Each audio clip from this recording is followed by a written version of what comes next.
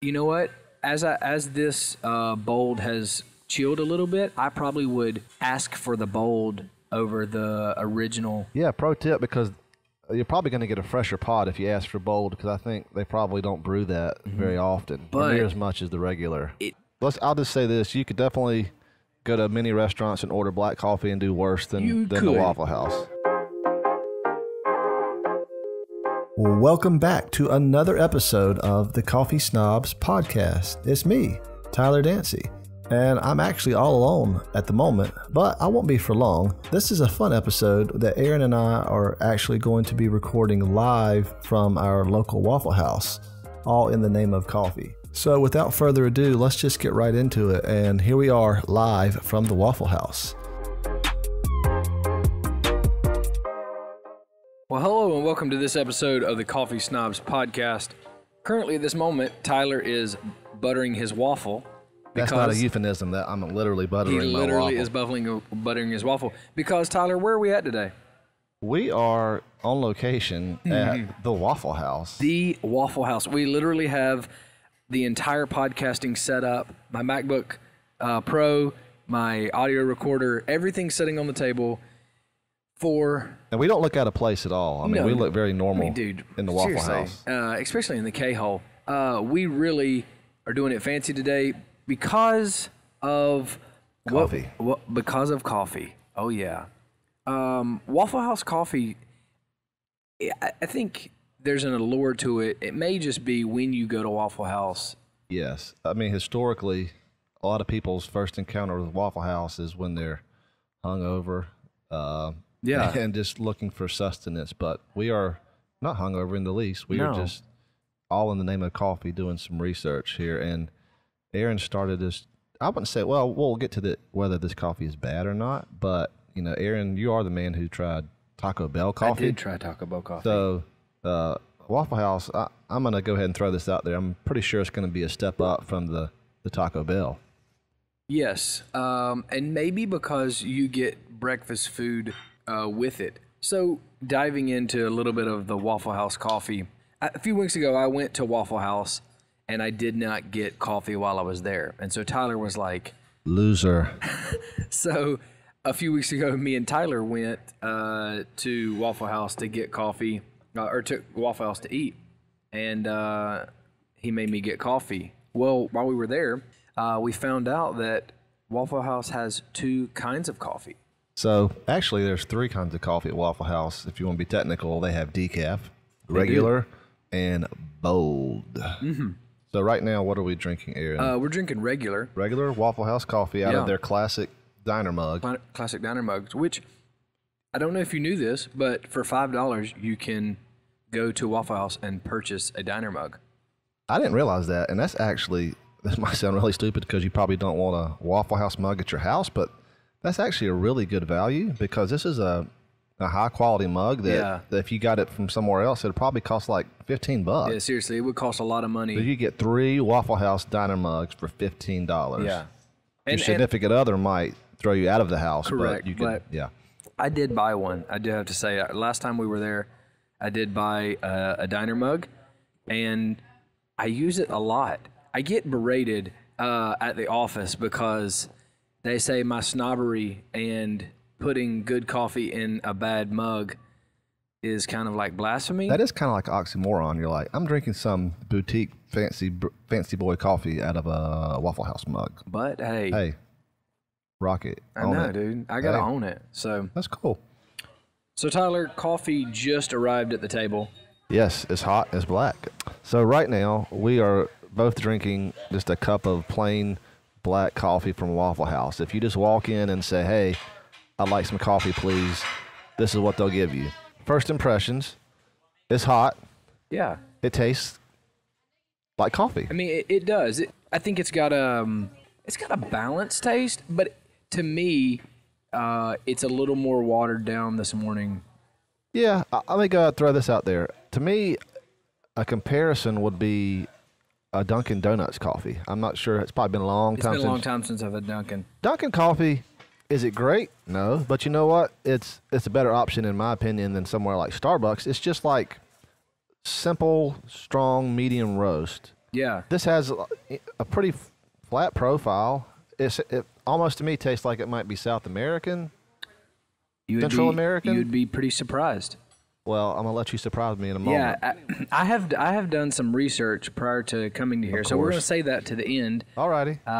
But I would say, I would classify it as better than a Keurig. Well, that's a low bar to jump over. Yeah, but and what I mean by that is, it wasn't too strong, like of a coffee taste. If it wasn't burnt, it wasn't burnt. It was, I don't even want to use the word balanced, but to me it was just a little milder taste. Yeah. The water to coffee ratio may have been off a little bit this morning, but I'll just say this: you could definitely go to many restaurants and order black coffee and do worse than the Waffle House. You could. I'm trying to be very descriptive in it, or snobbish, one would say, because it wasn't bad though. Like, no, I'm sipping it right now. but here's the question. Here's the real question: Are your taste buds tainted because of the waffle and All-Star Special that I just pounded? Well, they are lubricated with the grease, No, I've tried to clear my palate and I'm just drinking mine black. I think you are also. Yeah, same here. And, so there are three different roasts. I think Tyler said at the beginning, and at this moment, the second cup has arrived. Bold. So we're about to sample the bold, and we will report back in just a sec. Yeah. So Tyler, after your first few sips, because I think currently at this moment about a quarter of your cup is gone. What's your thoughts? Well, the bold coffee at Waffle House, I'm gonna be honest with you, it doesn't taste to me super different from the regular. I will say this: it's hotter. I think they just made a fresh pot when we requested bold, so I'm wondering if people drink it very much. But it's warmer, it's hotter. It tastes similar to me. It tastes like it might be a slightly darker roast. Nowhere near the the dark roast or burntness of like a Starbucks, but it's similar in my opinion to just the regular coffee.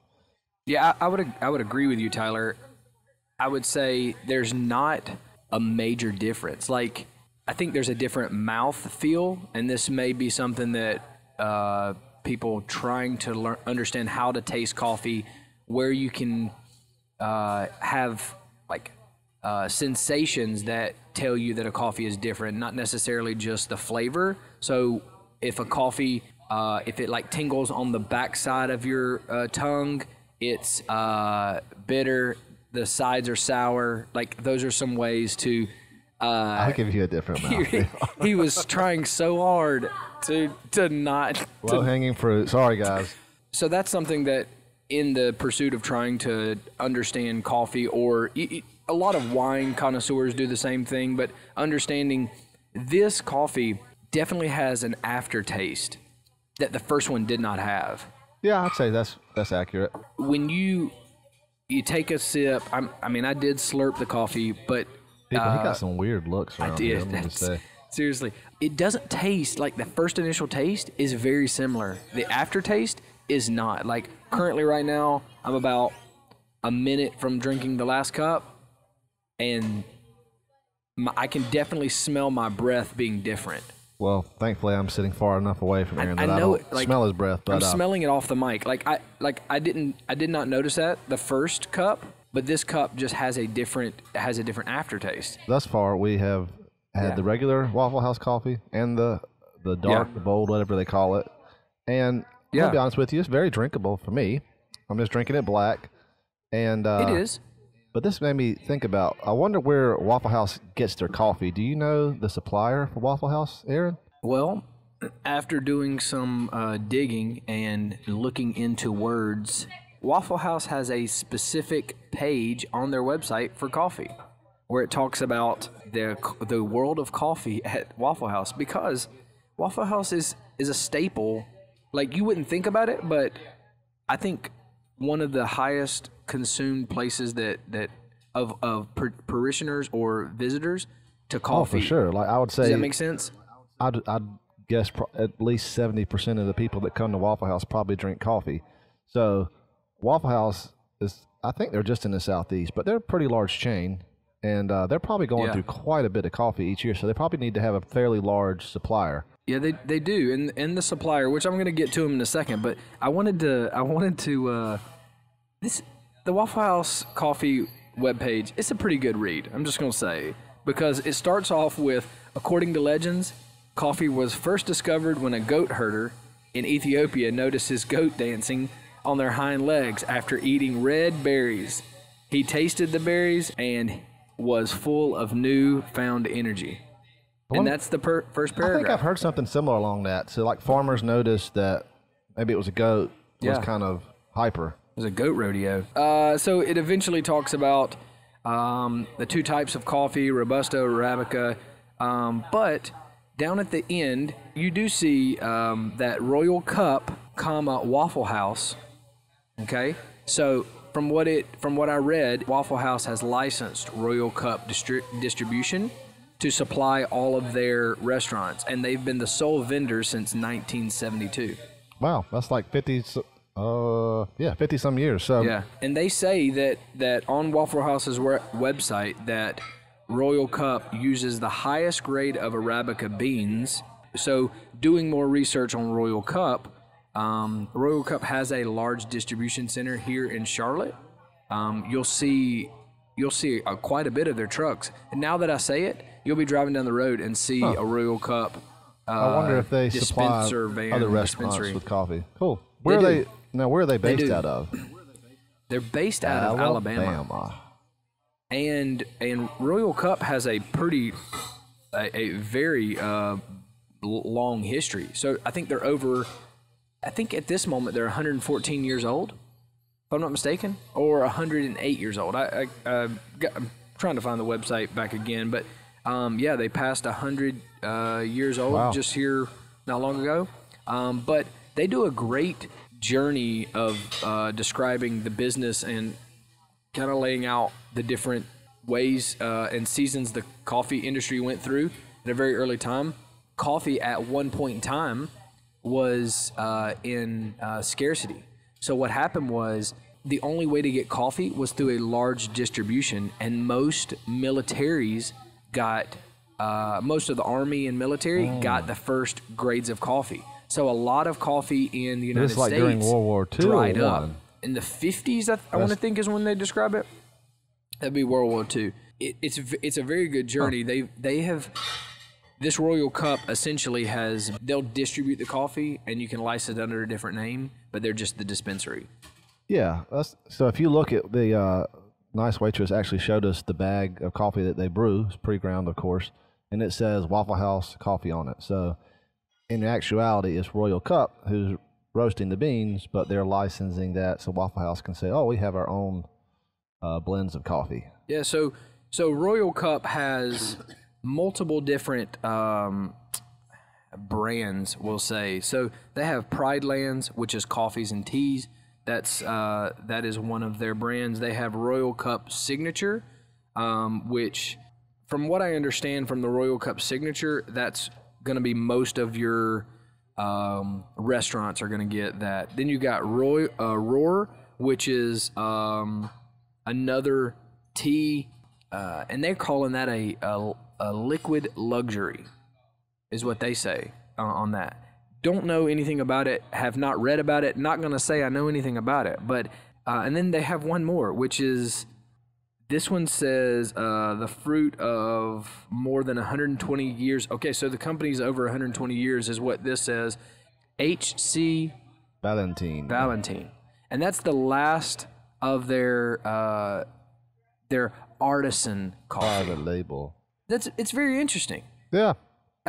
They move a ridiculous amount of beans, like a very large amount, as large as Waffle House is, and as many cups as they go through. You need a pretty large distributor. So yeah, like we've said, Waffle House is a very large chain of restaurants. Do you know how many stores they have?